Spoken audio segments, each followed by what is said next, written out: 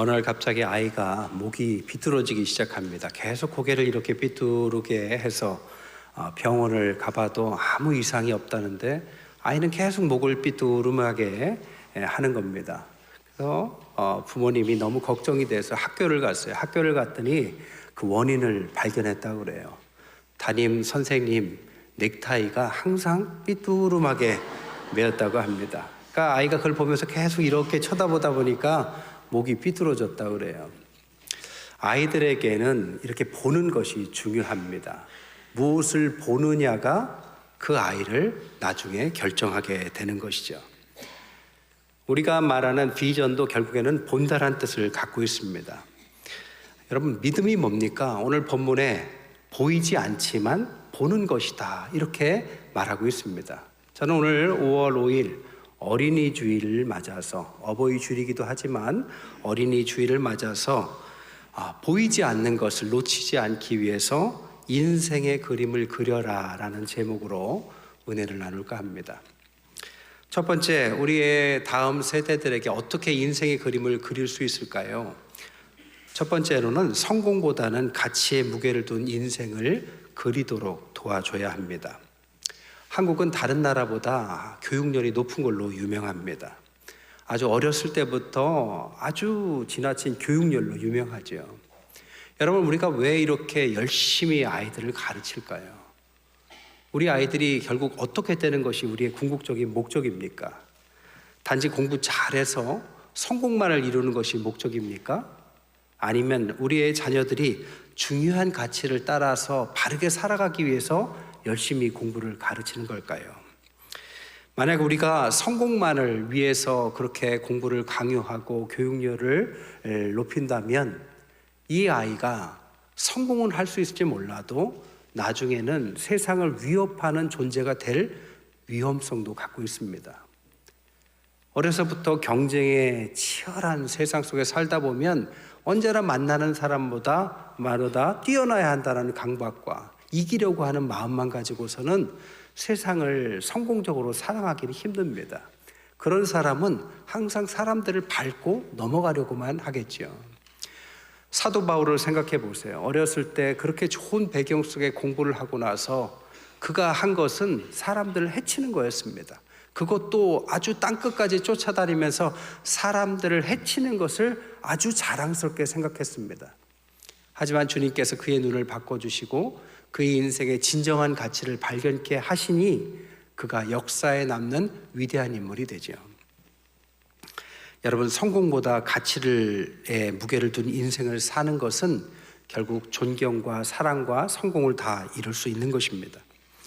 미국은 엘리트 학교일수록 교육 철학이 열심히 공부하고 성공해서 사회에 기여하라, 이런 교육 철학을 가지고 있다고 합니다. 이것이 뚜렷할수록 더 좋은 대학이 된다고 그래요. 예일대도 그 중에 하나인데요. 이 예일대 법대 학장을 보낸 고홍주라는 분이 계십니다. 한국계 미국인이죠. 그런데 이 고홍주 씨가 법대 학장으로 있을 때 1999년 2만 3천 명의 IT 난민들이 나라가 어려워서 미국으로 난민으로 옵니다. 그런데 부시 행정부에서 그것을 막고 추방해버리죠. 그리고 수용소에 가둬버립니다. 물론 국가로서 어쩔 수 없었다 할지라도 젊은이들과 그것에 대해서 반대하는 사람들이 있었습니다. 그때 누구도 법을 가지고 그들과 함께 나가려고 하지 않았어요. 왜냐? 나라에 대항하는 일이었거든요. 하지만 고홍주라는 분은 자신의 위치가 위협받을 수도 있음에도 불구하고 아이들과 함께 18번이나 소송을 진행합니다. 어쨌든 그 일을 통해서 이 사람은 똑똑한 엘리트를 넘어서 인류애를 가진 작은 거인이다라는 별칭을 얻습니다.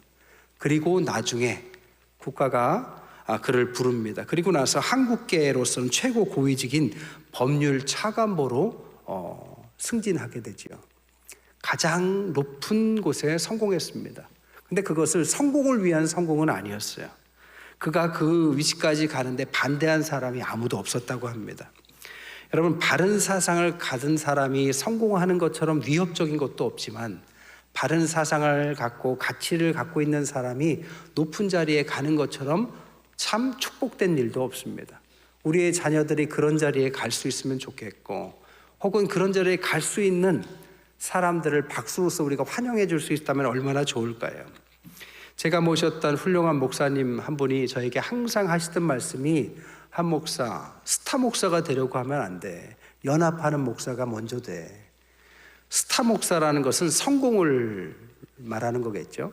연합하는 목사는 가치를 말하는 거겠죠.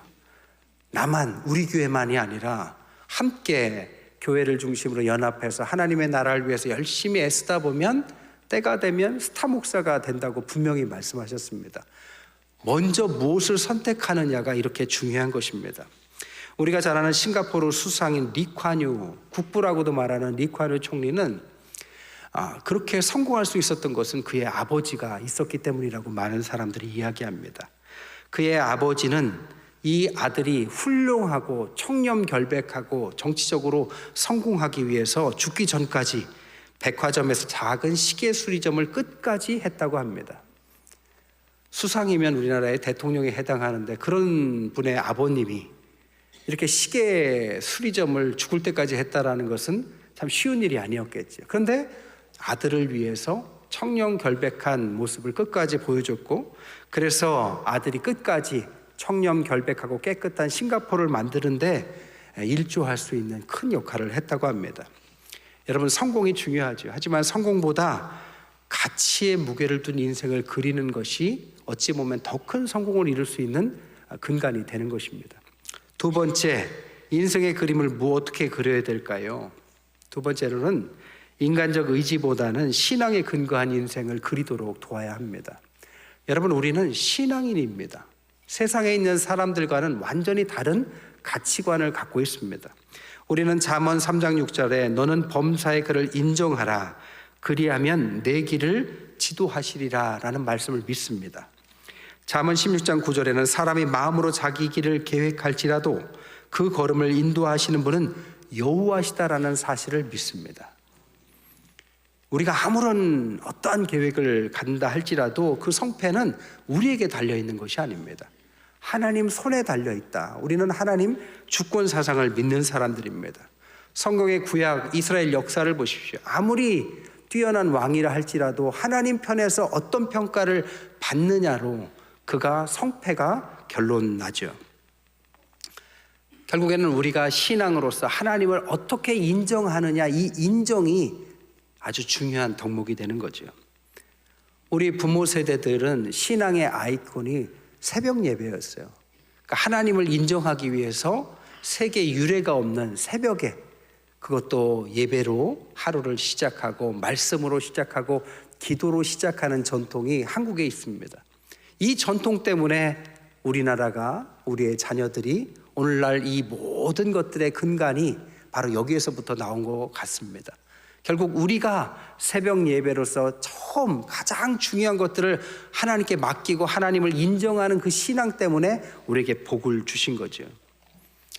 하나님을 인정하십시오. 하나님을 인정하는 것이 신앙입니다. 여러분, 종으로 팔려간 요셉이 어떻게 총리까지 됐습니까?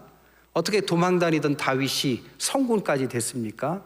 그들에게는 세 가지가 있어서, 첫 번째로는 하나님을 분명히 알았고, 그들은 하나님을 체험했고, 그리고 하나님을 인정했습니다. 이 세 가지가 분명히 있었기 때문에 이들은 승리할 수 있었죠.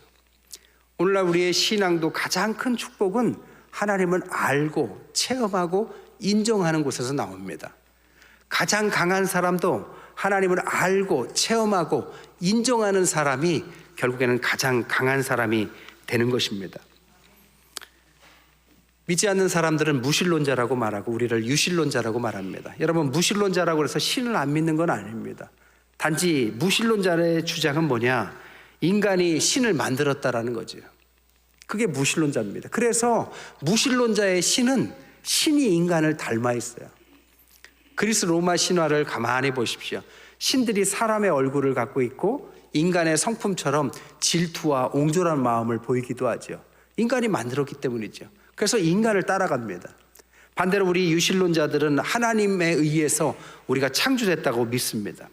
그래서 인간은 신의 속성, 하나님의 속성을 따라간다라고 믿습니다. 여러분, 인간이 어떻게 훌륭한 인격을 가질 수 있습니까? 좋은 교육만 가지고 좋은 환경만 가지고 되는 것은 아닙니다. 하나님께서 우리를 만드셨고 하나님의 속성, 하나님의 성품에 참여하고 주님을 닮아가는 그 선택들이 모여서 훌륭한 주님의 성품을 따라서 훌륭한 인격의 사람들이 되는 것이죠. 제가 우리 교단 교회 역사의 책들을 좀 읽어봤어요. 거기 보니까 이 대전에 훌륭한 분이 한 분 계세요. 많은 분들이 훌륭하시지만 이분 참 훌륭하시더라고요. 남대전 성결교회 우리 교단 성결교회 장로님이셨는데요. 인곡 남시균 장로님이십니다. 1924년에 삼성초등학교 나오시고 한밭대 나오시고 철도청에 근무하셨어요. 근데 아주 큰 병을 한 번 앓으셨습니다. 그래서 죽게 생겼어요. 목숨이 경각에 닿으니까 생각하게 되는 거죠. 인생이 무엇인가? 나는 왜 태어났는가? 만약 다시 산다면 나는 어떤 인생을 살아야 하는가? 거기에서 큰 결심을 합니다. 그리고 하나님의 은혜로 병이 나아요. 그리고 그때부터 그분은 공부하기 시작해서요, 의사가 됩니다. 그리고 나서 서대전 보건소장, 충남 결핵관리, 공주 내과 과장을 거쳐서 성세 종합병원을 만들어요. 근데 종합병원을 만들고 여러 일들을 하시는데 그분이 특별하신 것은 장애인들이 불쌍하게 보이는 거예요. 그분은 아무런 장애는 없었지만 주변에 그 당시에 60년대였습니다. 장애인들이 너무나도 인권이나 생활이 열악한 겁니다. 그래서 그들을 돕기 시작했어요. 극빈층 어린이나 소아마비 환자를 데려다가 도와주고 재활을 하다 보니까 학교가 필요합니다. 그래서 학교를 세운 것이 성재원이라고요. 재활학교였는데 성재 재활학교는 한국에서 두 번째 사립 재활학교입니다. 오늘날로 말하면 특수학교죠. 국가에서 만든 것이 아니라 개인 사재를 털어서 만들었습니다. 아무리 의사라 할지라도요, 병원에서 나오는 것으로 이 아이들을 돌보다 보니까 부족한 거예요. 그래서 나중에는 병원도 다 팝니다. 그래서 이 아이들을 위한 시설을 만들어요. 그게 오늘날 성재원이고 성재원에서 학교며 병원이며 교회로 이어집니다. 여기에서 장애인들 재활을 다루고요. 대전이 장애인 모범도시로 칭송받는 것이 이분 때문에 그랬다고 합니다. 그리고 한국 최초로 보도 이렇게 인도로 올라갈 때 턱이 높지 않습니까? 그런 것. 그리고 장애인들이 보이지 않을 때 그걸 따라갈 수 있는 보도턱을 최초로 제안해서 만든 것이 이 장로님 때문이라고 합니다. 그리고 장애인 공중전화 농구단, 나중엔 장애인 올림픽도 유치해서 한국에서 이 장애인들의 인권을 많이 도왔다고 합니다. 의사로서 다른 할 일도 많으셨고 그리고 충분히 바쁘셨을 텐데 왜 이분은 굳이 장애인들을 위해서 이렇게 삶을 사셨을까요? 그는 장로님이셨고 신앙인이었습니다. 주님의 성품을 닮아간 거죠. 주님께서 가르쳐주신 그 성품대로 하다 보니까 여기까지 간 것입니다. 저희 교회 의사분들이 많이 계십니다. 우리 교회에도 이런 의사분들이 좀 나왔으면 좋겠어요. 또 의사뿐 아니라 여러분들도 꼭 큰일은 아니지만 주님의 성품을 닮아가며 주님께서 여러분을 통해서 하시고자 하는 일들에 순종하시면 주님의 성품을 닮는 이런 좋은 열매를 맺을 줄 믿습니다. 인간의 힘으로 되는 것이 아닙니다. 주님의 성품을 닮아가는 자들에게 그런 역사가 일어나는 것이고 그런 역사 속에서 우리의 미래의 자녀들이 변화받고 인물들이 될 줄 믿습니다. 마지막 세 번째로는 하나님의 거대한 계획 속에 자신만의 인생을 그리라는 것입니다. 한국은 모든 것이 너무 비슷해요. 옷도 비슷하고 학교 다니는 것도 비슷하고 공부 잘하면 의대에 가야 된다고 생각하는 것도 비슷하고 하지만 여러분 하나님은 큰 계획을 갖고 계십니다. 우리는 신앙인입니다. 그렇다면 우리의 신앙 속에서 우리 고유의 은사와 우리만 할 수 있는 어떤 것을 모든 사람에게 주셨을 줄 믿습니다.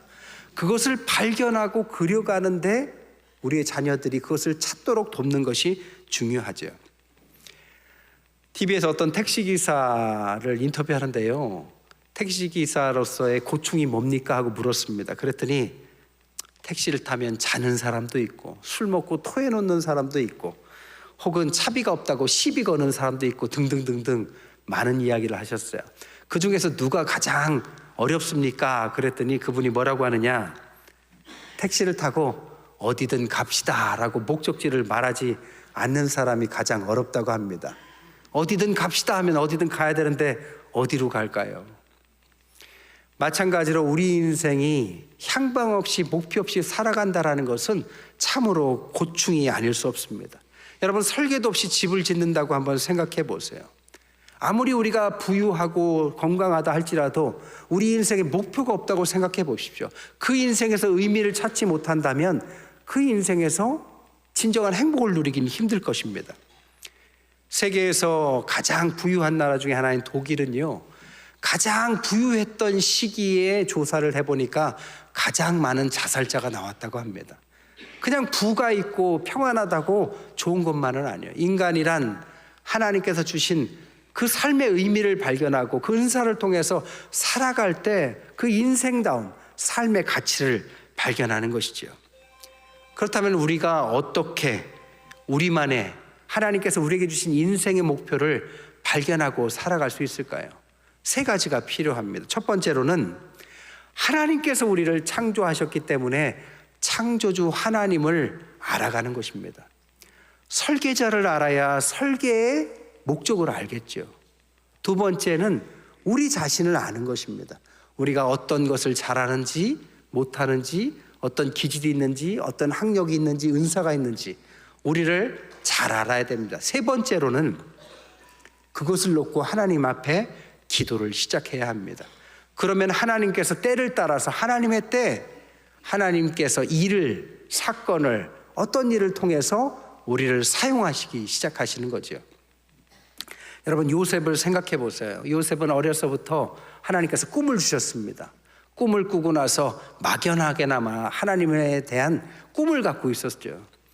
그의 은사, 달란트는 뭐였느냐? 성실함이었습니다. 어디에 가나 요셉은 인정받았어요. 어디에 가나 그는 성실했습니다. 그런데 바로가 꿈을 꿨을 때 이 두 가지가 합쳐져서 하나님의 때를 따라서 총리까지, 그를 통해서 이스라엘 백성의 이 뿌리를 안전하게 지켜가시죠. 다윗은 어려서부터 목동일 때부터 하나님을 잘 알았습니다. 시편을 쓸 만큼 그는 신실했어요. 그의 은사는 뭐냐? 돌을 잘 던지는 거였죠. 그는 어떤 동물이 와서 돌멩이, 돌팔매질로 그 동물을 다 물리칠 수 있었습니다. 때가 됐어요. 골리앗이 나타날 때 하나님의 때가 됐고, 그때 그는 성군으로서의 시작을 시작합니다. 하나님께서 인생의 목표를 발견하게 하시는 방법들이죠. 고종욱이라는 분이 계세요. 그는 1살 때 소아마비를 앓습니다. 그래서 하반신 불구가 된 장애인이 돼요. 하반신이 불구였고 지금보다 오래된 얘기입니다. 그러니까 학교에 가서 공부하기가 너무 어려운 거죠. 특별히 하반신이 불구니까 화장실 가기가 어려워서 물하고 국도 안 먹었대요. 화장실이 가기가 어려우니까. 그러니 그 어머니의 마음이 어떻겠어요. 그래서 어머니가 아들의 그런 고충을 알고 항상 물을 10리터 보리차를 끓여서 학교에 갔대요. 그래서 아이에게 물을 마시게 하고, 뭐 아이만 줄기 뭐하니까 그 반 아이가 80명이었는데 그 반 아이들에게 다 보리차를 대접하고, 그게 하루의 일과였다고 합니다. 이렇게 해서 고정욱이라는 아이가 잘 자라납니다. 성적이 좋았어요. 의사가 되려고 합니다. 그런데 의사의 성적이 됐는데 그 당시에는 장애인을 의사로 받아주지 않았대요. 그래서 의사가 못 됐어요. 그래서 교수가 되려고 국문과 박사까지 합니다. 강사 생활을 10년이나 했는데도 장애인이라는 것 때문에 차별을 받아서 교수로서 임용이 안 되는 거예요. 낙심했어요. 그러다가 그는 어느 날 동화 컨테스트에 동화를 하나 보냅니다. 국문학 박사였으니까 얼마나 잘 썼겠어요. 동화를 하나 보냈는데 그게 뽑혀요. 그때부터 이제는 생계를 위해서 동화 작가를 시작합니다. 근데 그는 특별한 게 하나 있었어요. 그의 동화에는 반드시 장애인이 한 명씩 등장합니다. 그가 장애인이었기 때문에 그랬겠죠. 그래서 그가 쓴 글에는 다 재미있는 이야기인데 장애인이 등장하는 걸 이게 꼭 있어요. 그가 그렇게 된 이유에 대해서 나중에 인터뷰를 했습니다. 왜 장애인이 등장하느냐 그랬더니 자기가 미국에 가봤대요. 그랬더니 미국은 너무 잘 사는 나라라서 장애인에게 뭐 인권까지 할 필요도 없더라. 너무 평범하게 잘 살더라. 근데 아프리카를 가보니까 장애인들이 너무 가난해서 장애인들이 너무 열악하더라. 그러니까 너무 부자인 나라도 너무 가난한 나라도 이 장애인에 대한 어떤 문학을 쓸 필요가 없더라는 겁니다. 쓸 수 없거나 쓸 필요가 없거나. 우리나라가 딱 중간이어서 장애인 문학을 통해서 장애인들의 인권을 위해서 일하면 좋겠다라는 마음이 들더래요. 그래서 그때부터 동화에다가 장애인을 등장시킨 동화를 쓰기 시작합니다. 아시다시피 그는요, 가방 들어주는 아이는 100만 부가 넘게 팔리는 유명한 동화가 됐습니다. 그는 지금까지 310권의 동화를 썼고요, 500만 부 가까운 판매고를 올리는 한국 최고의 동화 작가이자 장애인에 대한 의식을 바꾸는 아주 대단한 인물이 됐습니다. 그가 나중에 고백하기를 자신이 이 길을 걸으면서 하나님께서 이 일을 위해서 자신에게 장애를 허락하셨구나라고 자기는 깨달았다라고 고백했습니다.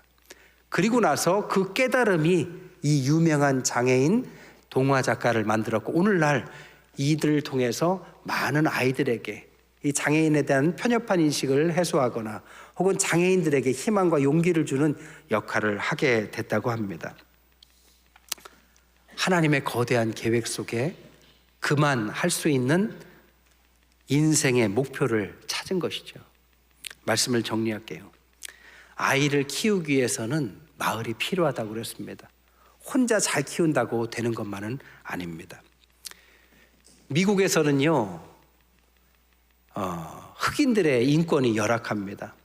흑인들이 처음부터 노예로 팔려왔어요. 노예로 팔려오고 나니까 이 흑인들이 얼마나 열악한 환경에 삽니까? 근데 흑인들이 와서 노예 생활을 하다 보니까 또 가족을 이루고 자녀를 낳았어요. 근데 자신의 자녀들을 보니까 자신들과 같이 노예 생활을 하고 살아가는 아이들을 볼 때 답답하기 그지가 없는 겁니다. 자신은 그렇다 할지라도 자녀들이 그 대를 이어서 노예 생활을 한다는 것을 옆에서 지켜보는 부모의 심정이 어땠을까요? 게다가 그 아이들은 둘 중에 하나였대요. 하나는 노예 근성을 가지고 그냥 받아들이고 순응하고 살아가는 아이들이거나, 아니면 그것을 반대해서 탈선하고 마약을 하거나 술을 먹거나 아니면은 도망치다 잡혀서 죽게 되는 그런 아이들이 대부분이었다고 합니다. 탈선 아니면 노예 근성, 선택지가 없습니다. 그래서 이 흑인 부모들이 어떻게 했느냐, 신앙을 갖기 시작했습니다. 그리고 나서 이 부모들이 신앙을 위해서, 이 자녀들을 위해서, 신앙을 위해서 저 백인들이 보지 않는 밭 한가운데 가서 몰래 예배를 드리기 시작합니다. 마음이 닫혀있고 상처받은 아이들에게 제일 먼저 뜨거운 예배로 영성을 회복시킵니다. 여러분, 흑인 교회 가보셨어요? 우리 교회는 이렇게 설교해도 반응이 없잖아요. 그냥 조용히 듣는 것이 능사잖아요. 근데 미국의 흑인 교회 가면 안 그래요. 뭐 하면 아멘이 큽니다. 찬양을 하면 가만히 앉아서 찬양을 안 해요. 다 일어나서 막 춤추면서 찬양을 하고, 설교를 하면 가만히 듣는 게 아니라 아멘, 목사님 더요 하면 목사님이 막 흥분을 해가지고. 이런 열정이 어디서 나왔느냐, 바로 그 예배에서 나왔다는 거죠. 아이들의 황폐해진 마음에 영성을 북돋아 준 것입니다. 그리고 영성만 가지고 안 된다라고 생각해서 그들에게 지성을 위해서 성경을 가르쳤습니다. 특별히 성경 중에서 어느 부분을 강조했느냐, 출애굽기를 자세히 가르쳤다고 그래요. 여러분, 출애굽기가 무슨 내용입니까? 노예들이 탈출한 내용이죠. 노예로 살아갔던 이스라엘 백성이 하나님에 의해서 자유인이 되는 이야기, 자기들의 어떤 심정과 상황하고 딱 들여맞는 그 이야기를 들으면서 지성을 키워갔어요. 영성과 지성으로 노예 생활이지만 뜨겁게 예배드리면서 가르치니까 그 속에서 누가 나오느냐, 열악한 상황 가운데도 마틴 루터 킹 목사님 같은 사람이 나옵니다. 하지만 그 시대에도 흑인의 인권은 열악했어요. 그래서 그는 결국 암살당하죠. 그가 1968년 암살당하는데요, 1968년으로부터 정확히 40년 후 2008년에 누가 대통령이 되느냐? 바로 최초의 흑인계 대통령인 오바마가 대통령이 됩니다. 여러분, 미국에서의 흑인이 대통령이 된다라는 것은 지금도 상상하기 힘든 일이었습니다. 이 모든 것이 정확히 40년이 걸렸다는 거예요. 여러분, 광야 생활이 몇 년입니까? 40년이죠. 그들은 영성과 지성으로 신앙을 가지고 어려운 삶에 자녀들에게 용기를 북돋았어요. 그랬더니 정확히 광야를 지나는 시간만큼 지나니까 그들 속에서도 국가적 지도자가 나오는 역사가 일어나더라는 것입니다. 말씀을 정리할게요. 지난주가 저희 교회 50주년이었습니다. 50년간 우리에게 하나님의 놀라운 은혜가 넘쳤습니다. 하지만 우리가 지난 50년간에 만족하고 그냥 흘러간다면, 요즘 시대처럼 흘러간다면 자녀들은 신앙이 있거나 없거나 혹은 떠나거나 하는 것을 반복하는 평범한 교회가 될 것입니다. 하지만 우리가 오늘 말씀을 기억하고 성공보다는 가치를, 인간적 의지보다는 신앙을, 하나님의 계획 안에서 자신들만의 고유한 인생을 살도록 그림을 계속 그려간다면, 보이지 않지만 그 그림이 그들에게 믿음을 줄 것이고, 보이지는 않지만 보이는 그림을 통해서 50년 후에 100주년을 맞았을 때는 우리 교회가 우리나라를 대표하는, 아니 우리 교회에서 이 시대를 대표하는 인물들, 이 세상의 아주 놀라운 일들을 앞장서는 훌륭한 인물들이 많이 배출되는 역사가 일어날 줄 믿습니다. 그런 역사의 시작이 되시는 어린이 주일, 어버이 주일 되시기를 주님의 이름으로 간절히 축원드립니다.